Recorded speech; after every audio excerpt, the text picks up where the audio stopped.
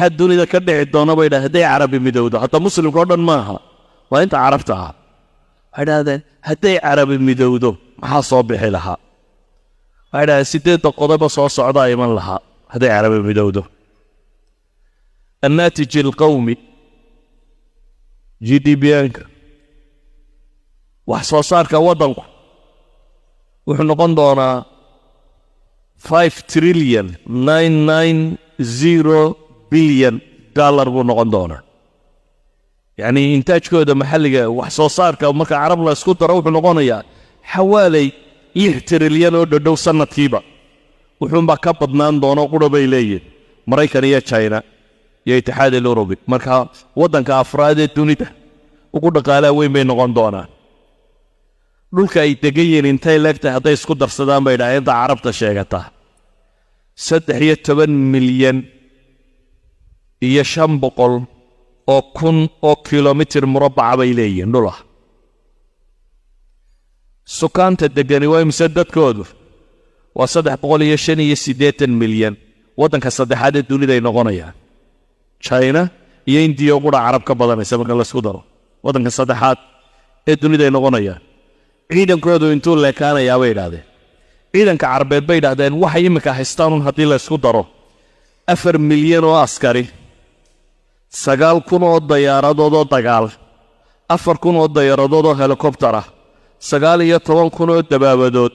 iyo 51,000 oo gaari dagaal bay haystaan bay yidhaahdeen waa intaynu inagu isku dildilayna una dee la isugu duulayo waa ciidamada dunida ugu xoog badan wax u dhadhow bay soo baxayaan dhulkooda beeruhu muxuu noqonayaa bay yidhaahdeen 84 milyan oo hektar ayaa Suudaan oo qura ka bay yidhaahdeen dhul beereed la beeri karo taa macnaheedu waxa weeyaan bay yidhaahdeen Suudaan hadday beertaan 760 milyan oo tan oo sarreenay soo saari karaan sanad kasta 370 milyan oo neef oo ay ku beeri karaan 410 milyan oo neef oo ay beeri karaan 850 milyan oo digaag ay samayn karaan waxay yidhaahdeen saxaaraha Liibiya oo qura 8% ka mid ah haddii lagu xidho maxaa la yidhaahdaa solar system haddii lagu xidho 8% saxaaraha Liibiya kaliya 20 milyan oo megawatt hour buu soo saaray yani dunidu leyd uma baahna saxaaraha ku yaala Liibiya 8% ka mid ah haddii loogu xidho bahalkaasi dunidu waxay nal u baahanto dhan iyaga sabalay garayn kara bay leeyihiin waxay tilmaamaan shidaalka dunida 24 milyan oo barmiil bay maalin kasta soo saaraan macnaheedu waxa weeyaan waxa shidaal dunida laga soo saaro thuluthkeed ay carabi soo saartaa wax ku dhadhow zakada bay yidhaahdeen xoolahooda 2.5 ka ah xoolaha maxfuudka oo qudhe bangiyadooda yaalla haddii laga bixiyo 29 milyan 29 bilyan oo dollar oo zakaaba sanad walba ka baxaya